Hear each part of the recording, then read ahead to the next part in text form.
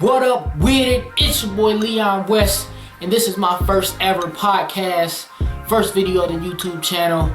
Podcast available on SoundCloud, will be available on iTunes within the coming days. Be on the lookout for that. If you're watching, if you're listening, thank you. I appreciate you. Like I said, this is my first time doing this. I'm working the kinks out, so bear with me for this first episode. I'm just trying to build something here, and like I said, if you're liking, if you're watching, if you're listening, thank you for downloading or thank you for watching. Click the subscribe button and let's build this channel together.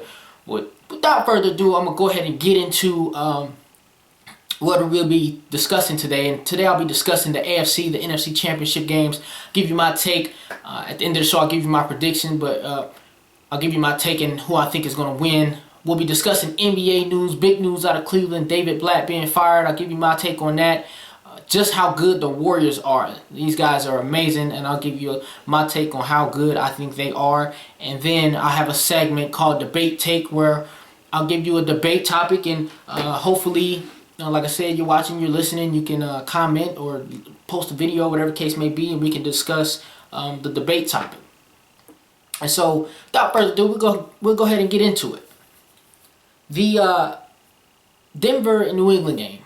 Obviously, we have Tom Brady, Peyton Manning playing this weekend, and I want people to just realize how good both of those guys are, like how good they've been to us as sports or football fans. Like that rivalry is much bigger than us always saying who's better and who's the better of the two. You know what I mean? Everybody wants to debate that all the time. Who's better, Tom Brady or Peyton Manning?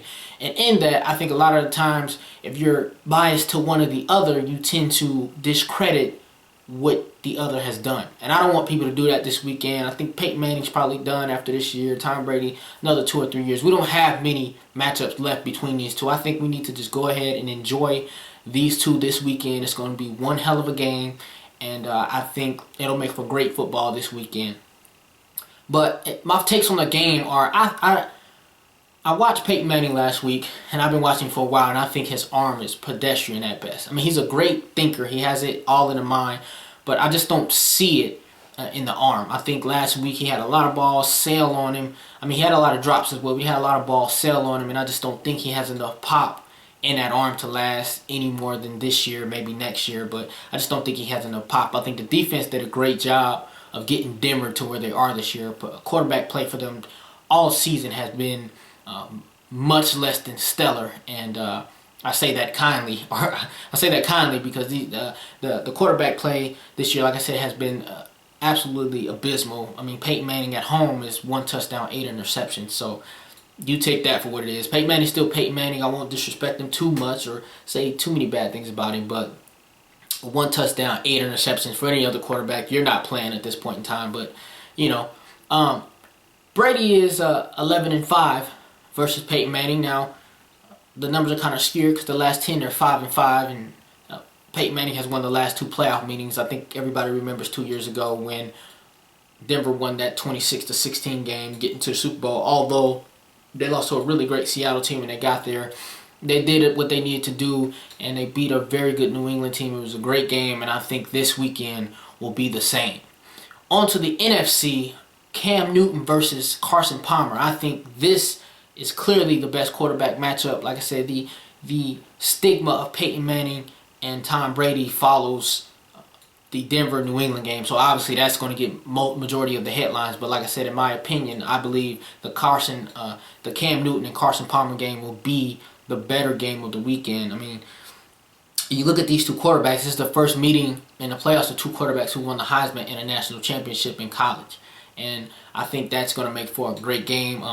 I think Cam is the better quarterback this year. I think Cam is the MVP. Although I think all three of my top 3 candidates are playing this weekend, in Brady, Carson, and Cam. But I just look at what Cam did. He literally put the team on his back. I mean, you look at the guy. He's got 44 touchdowns and 14 interceptions in their last 20 games and 54 touchdowns total. This year alone, 35 touchdowns, 10 interceptions, 10 rushing. He led the team in rushing touchdowns. I mean, how many quarterbacks in the history of the league have actually done that besides Cam Newton? So I think he literally put the team on his back. I mean, look at his offensive weapons. Outside of Greg Olsen, You look at Ted Ginn, you look at Corey Brown, Devin Funchess, Jericho Cotchery. They played 22 years total combined. 21 years combined together. In that time frame, they had 44 touchdown passes between them, receiving touchdowns between them. So you do the math, that's roughly 2.2 touchdowns per season. Cam Newton, like I said, outside of Greg Olsen, he still managed to throw 28 touchdowns and 10 interceptions when you look at the weapons that he has. Now, he hasn't had great weapons. I think Arizona has much better weapons with Larry Fitzgerald, John Brown, Michael Floyd. He's had 3 great running backs. I mean, Chris Johnson was leading the league in rushing until he got injured. Then you have David Johnson, the rookie, step up, play well. Andre Ellington. Carson Palmer is loaded. His secondary is great. Defense is great. Cam Newton's defense is great, but offensively, I just think Cam Newton has put those guys on his back. I think he deserves the MVP, and I think this weekend will be a great game, and I think it'll come down to who is able to run the ball better. I think the weather predicted there is going to be snowy. I don't think there'll be a lot of passes thrown that game. I think it'll be more based on the run game, and I think Cam Newton in Carolina has the advantage. So you can take that for what you will. But with that, we're going to take a small break. And when we get back, like I said, we'll get into the NBA. We'll get into the David Blatt firing. We'll get into just how good the Warriors are. And after that, we'll get into debate takes. So stay with me. Like I said, if you're watching, if you're listening, thank you. I appreciate you. Welcome back. Welcome back. Once again, your boy Leon West. Just before the break, I discussed the NFC, AFC championships. Now it's time to talk a little NBA. Now, David Blatt. Everybody knows by now, David Blatt was fired by the Cleveland Cavaliers mid-season. I think that was horrible timing. I'm not saying it was a bad decision to fire David Blatt. I just think it was horrible timing. If you look at the guy, he's 84-40. His win percentage this season was 73%. He has the highest winning percentage of any coach that's been fired mid-season. Now, hear me out. I'm not saying David Blatt was the greatest coach or the best coach for the job, because I don't think he was. I didn't think he was in the beginning. But to fire a guy who's 84-40, he took you to the finals. Now, granted, he has a great team, but he took you to the finals. He's 31-10 this season. He leads the East by 5 or 6 games, with a chance to expand on that lead tonight, playing the Chicago Bulls. I mean, you don't fire a guy with those type of credentials. I just don't think you can fire him mid-season and justify it. Now, a lot of people are saying, "Oh my God, I expected that. I saw that coming." How, Sway? I just don't get how you saw that coming. I didn't see it coming whatsoever. Like I said, they're number 1 in the East. They just came off 2 games. Now, he was outcoached against Golden State. I get that. If you wanted to fire him after that game, go for it. I would understand it a lot more. Like, you can't put that type of statement against a team like that. You can't play that way. It's a home game. They just beat you in the building last year for the championship. You guys are talking about making a statement and blah, blah, blah. And then to come out and give that effort, I can't justify you playing that way. And you can't blame all the players. So a lot of times, I think we just go ahead and we blame the coach. And I can't blame you for that. So like I said, if you were firing him then, I get it. But right now, came off 2 wins, 84-40, just left the finals mid-season. I don't think you can fire that guy. I don't know how anybody said I can't say I'm surprised, but anybody saying they expected it, I just don't get how you expected that. Now, people are talking about they didn't respect him and blah, blah, blah. People are saying the same thing about LeBron James and Eric Spoelstra in Miami. Now, Pat Riley, that was his guy, so Pat Riley was going to stick it out regardless. But people were saying that a couple championships later, we have no bad words to say about Coach Eric Spoelstra. And I think if you gave David Blatt the right amount of time, you gave him this year, if they get to the finals and they're healthy, he loses, you get rid of him. No problem. But I think you got to give him a chance to get to the playoffs and figure this thing out. I don't think it was that bad. I don't think he was that bad. Like I said, I'm not behind the scenes, obviously, but I don't think it was that bad to warrant firing him at 31-10, number 1 in the East by 5 or 6 games. I just don't see that. But to each his own. And like I said, if you fire him after the Golden State game, I get it. So, I mean, there's that. But speaking of Golden State, I've watched them, especially here recently. The NBA season has picked up, and the NFL is kind of dying down. Obviously, you got a few games left in the NFL, but the NBA is headed to the forefront. So I've been watching a lot of Golden State recently. I watched them against the Cavs, obviously. I watched a little bit of them the following day against Chicago, and I watched them against Indianapolis last night. And these guys are great. You know, I'm a Cleveland Cavaliers fan, so everything in my body, wants to say they're not that good. And the more I watch him, I find myself being conflicted. I want to say you're not good, but clearly they are the best team in the league, especially right now. With the pace they play at, the space they create, and the shooters on the floor, it's almost impossible to stop them. I mean, Stephen Curry has hit 200 threes already 44 games into the season. He broke the record the year before last year, and this year he'll probably shatter it. Here's the crazy thing about his 3-point stats this season. He's shooting 45%. That's number one. Number two, he's made 200 plus threes this year. Second place is Klay Thompson with 128, I believe.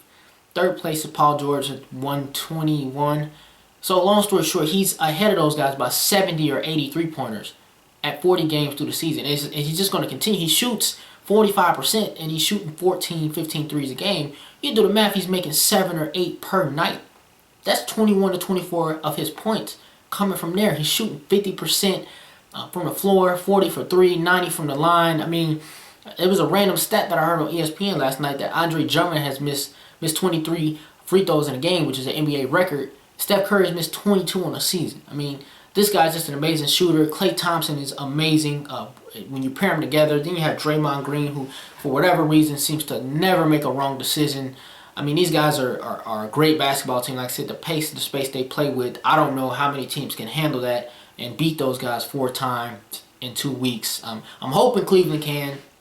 I'm hoping they don't have to play them. I'm hoping OKC or San Antonio can beat them beforehand. But, you know, nonetheless, they're a great team. Now, transitioning to debate take. Debate take. Here's the debate I posed for today. Can the 2015 Golden State Warriors beat the 96 Bulls in a 7-game series? Now, here's what I'll say about that. I'll say, if you're playing in today's game where the 3 is so prevalent, you can't push guys around, no hand checking, the game is more free flowing, then I think Golden State could win, and I think if they have home court advantage, I think they win in 5 or 6 games. Now, rewind to back to 96 where hand checking was, you could hand check, that was applicable. Jordan could go out there and move Curry around and could do what he want with that guy. And you actually needed big guys to bang down low. Hard fouls tap fouls weren't flagrants. Nowadays, everything is a flagrant. You breathe on a guy wrong and he dies, and you know what I mean, stuff like that. So, it's a lot of flopping going on. That stuff didn't happen back in the day. So I think if you're playing back in the day, I think the Bulls win. If they get home court advantage, I think the Bulls win in 5 or 6, and vice versa. In this day, I think Golden State wins in 5 or 6. So I like your opinion on that. If you're watching, drop the comments below. If you're listening, find my Facebook page, Leon West, hashtag MyTake, and join the debate there. So with that, like I said, we'll take another break, and when I come back, I'll wrap up the show. I'll give you my predictions on this weekend's championship games, and I'll tell you who I think will be representing the AFC, NFC in the championship.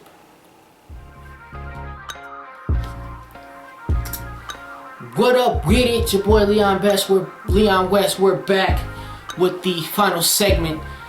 And like I said, I'm about to give you my predictions for who I think is going to win this week's NFC and AFC championship games. In the NFC, I think it's going to be an ugly game. Snow has hit the coast. I think it's going to come down to the run game, and this will be no surprise, but I think the X factor is Cam Newton. Here's why. I think both teams have great running games. I mean, Jonathan Stewart was banged up, but he came back, played very well against Seattle last week. I think Andre Ellington, David Johnson, and if Chris Johnson can come back, I think the Cardinals have a great rushing game as well, rushing attack as well. I think come down to that, but at the end of the day, I think Cam Newton's ability to run in the red zone, giving him that QB draw, adding the extra blocker, getting 10 blockers instead of 9 when you have the quarterback running, I think that takes its toll on the Cardinals. I think it'll be an ugly, sloppy, low-scoring game. I got Cam Newton scoring late, putting them ahead 20-14 Carolina. I think the Panthers represent the NFC in this year's Super Bowl. On the AFC, what a matchup we have. Tom Brady, Peyton Manning, edition number 17. Fourth or fifth time they played in the playoffs, and I think this is going to be one hell of a game. But as I said, I don't think Peyton Manning's arm is well enough to beat New England. I think his arm is just too flimsy at this point. I don't think he has enough mustard in that. I don't think he has enough gas in the tank to be able to defeat the New England Patriots and Tom Brady and Bill Belichick. I think Tom Brady scores a late touchdown, giving New England a 10-point lead. I think New England takes this game 24-14. I think it'll be another low-scoring game, but I think we'll have a rematch of the 2003-2004 Super Bowl, Carolina versus Tom Brady, Carolina versus New England, Cam Newton versus Tom Brady, and I think that'll be a great matchup. So, like I said, if you made it this far, thank you for listening. Thank you for watching. I really do appreciate you. If you haven't already, like the Facebook page, Leon West, hashtag MyTake. Follow me on Facebook, Leon West. If you haven't already, add me as a friend. SoundCloud, once again, Leon West, MyTake, and the podcast will be available for download on iTunes within the coming days. And like I said, appreciate you for watching. Let's build this thing together, and I'll try to post a video once or twice a week so you guys can get my take, my perspective, my insight. So, with that being said, you guys have a great weekend. Enjoy tomorrow's games. I hope you have a party planned or you're watching it with some good sports fans, some good guys, and just have fun with it. Make sure to enjoy this Tom Brady and Peyton Manning game. We're not sure how many more we'll get. This is going to be great. It's epic. It's good for football, and I think, like I said, it'll be a great game. So tune in next time. Leon West, MyTake. Appreciate it. I'm out.